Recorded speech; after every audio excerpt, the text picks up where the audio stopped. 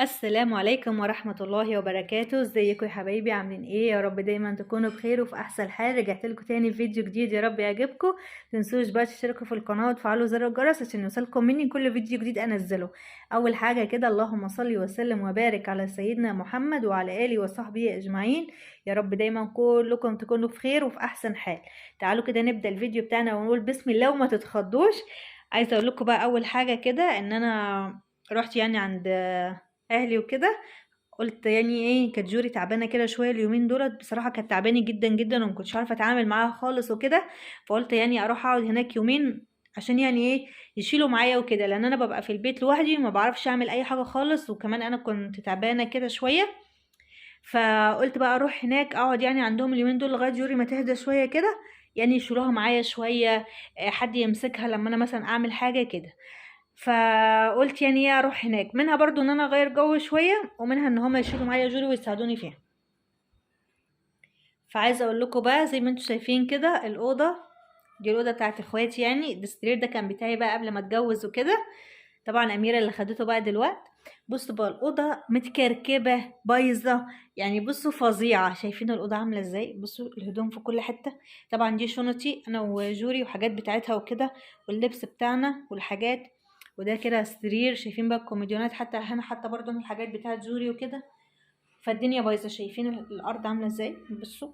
طبعا في مروحتين هنا، اقول لكم ليه بقى. المراوح دي مش بتلف، يعني هي ثابته على اتجاه واحد. فطبعا في سرير هنا وفي سرير ورايا كده زي ما انا واقفه. فايه علشان كده حاطين مروحه تبقى وشها هنا، والمروحه التانية تبقى وشها الناحيه التانية.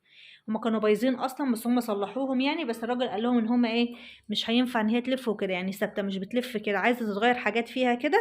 فهم قالوا خلاص مش مشكله. هنا طبعا برضو في حاجات، شايفين برضو هنا كده في هدوم وحاجات ولبس. طبعا هنا الباب بتاع الأوضة. بصوا بقى هنا وهنا برضو في كل حتة فيه لبس وحاجات كده. فتعالوا بقى كده نظبط الأوضة دي مع بعض ونقول بسم الله. طبعا زي ما انتوا عارفين انا اول حاجة بس هشيل الحاجات بتاعتي دي، الشنطة بتاعت جوري والحاجات بتاعتها والهدوم بتاعتنا دي كلها كده هشيلها الأول، واظبط كده الشنط اللي هنا والحاجات دي. وبعدين ايه هبدأ كده برضو الكومودينو، بصوا الحاجات اللي عليه دي هظبطها واظبطها. بصوا الحاجات دي أميرة اختي هي اللي عاملاها، هي اللي عاملاها كده بايديها، يعني هي بتحب تشتغل الحاجات دي وكده. بصوا عامله كده حاجات شكلها حلو خالص بالعصيان اللي هي الخشب اللي هي بتاعه الايس كريم والحاجات دي. بصوا عاملاها ازاي ولازقاها كده، بصوا كاتبه حاجات جميله جدا كده، بصوا شايفين. وهي اللي عامله برضو ده. بصوا شكلها والله حاجات جميله جدا، شايفين عامله ازاي. وعامله برضو تحت هنا كده باللي هو شايفين اللي هما بيعملوا بيه اللي هو الصوف ده اللي بيعملوا بيه البلوفرات والحاجات دي. عاملاها كده شكلها شيك خالص.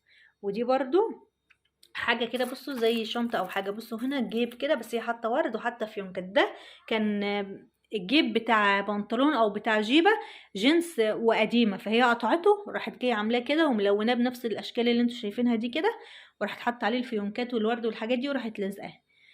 بس شكله حلو خالص على فكره. بس هنا بقى هظبط زي ما قلت لكم هنا كده وهنا، واظبط برضو الكوميديان دي الكوميدينو ده، واظبط لهم الدنيا هنا. بعدين بقى نبدأ ننفض السراير كده ونظبط الملايات والحاجات اللي عليها دي، ونشيل بقى الهدوم والحاجات ونركن المراوح دي على جنب. وبعدين بقى ايه السجادة بقى في الاخر خالص تتشال. بس هفتح هنا برضو الشباك عشان يهوي الأوضة وكده طول ما انا بعمل. فهخلص كده واحدة واحدة، وكل ما اخلص حاجة هقول لكم يعني ان انا خلصت ايه وعملت ايه.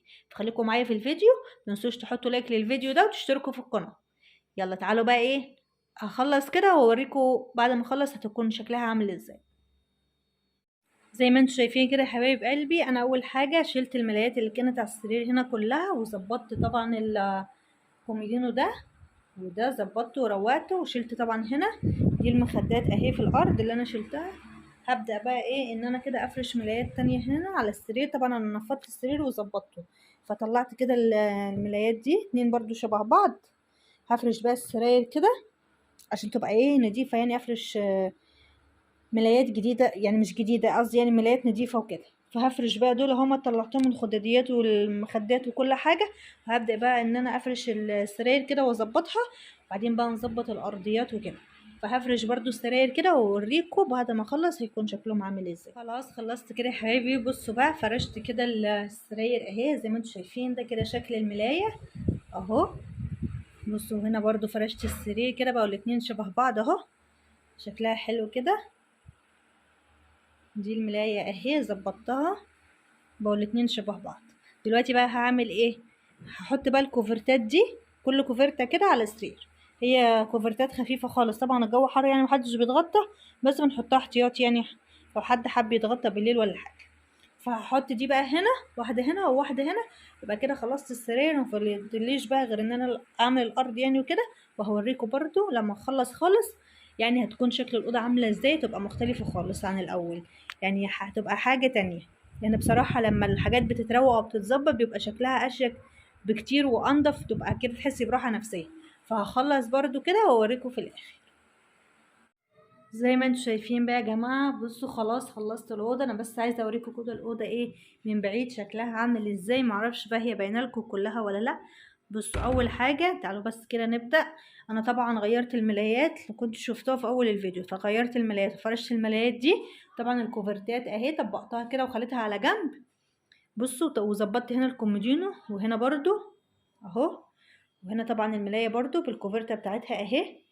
خلصت هنا كده السريرين دول. هنا طبعا ركنت كده المروحتين دولت في المكان اللي هو الفاضي ده جنب الديب فريزر هنا يعني كده اهو. ركنتهم هنا كده لان زي ما بقول لكم يعني ان احنا بنستخدمهم على طول، لان طبعا الجو حر خالص فلازم على طول مشغلين مروح.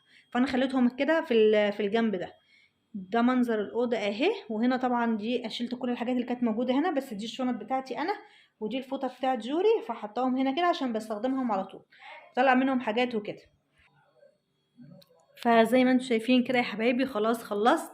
طبعا هو انا اساسا مش بعمل حاجه يعني عندهم بصراحه، لما باجي مش بيرضوا يخلوني ان انا اعمل لهم اي حاجه خالص، بس انا حبيت كده يعني ايه ان انا اشارك معاكم، عشان زي ما انتم عارفين بحب اشارككم حياتي اليوميه، فقلت كده اعمل لكم فيديو اقول لكم يعني بقى ان انا ايه جيت كده عند اهلي يعني يومين وكده. فحبيت يعني ان انا ما اكونش ايه طالعه بتكلم كده وخلاص، فقلت اعمل لكم روتين وبالمره اتكلم معاكم يعني شويه عن الحاجات وكده. بس الحمد لله. لو عايزاكم بس تدعوا الجوري ان ربنا يشفيها يا رب وتبقى هاديه كده، لان هي بجد صعبه خالص في التعامل يا جماعه والله العظيم. جوري بنتي دي ربنا يهديها يا رب ويهدي كل الاطفال. بس فما علينا يعني، المهم الحمد لله. كده انا بقى خلصت معاكم الفيديو بتاع النهارده، فيا رب كده الفيديو يكون عجبكم. متنسوش بقى تشتركوا في القناه وتفعلوا زر الجرس علشان يوصلكم مني كل فيديو جديد انزله. وان شاء الله ان شاء الله اعمل لكم فيديوهات حلوه تكونش يعني كلها روتين، عارفه ان انا فيديوهاتي كلها روتينات وكده. يعني ان شاء الله هغير لكم في الفتره اللي جايه، بس بنتي جوري بس تتظبط شويه معايا، واعمل لكم ان شاء الله فيديوهات حلوه وجميله. وان شاء الله لما اروح الشقه برضو عندي ان شاء الله اعمل برضو فيديوهات حلوه. بس كده خلاص الفيديو بتاعي بقى يكون خلص النهارده. فان شاء الله اشوفكم في فيديو تاني على خير، ومع السلامه.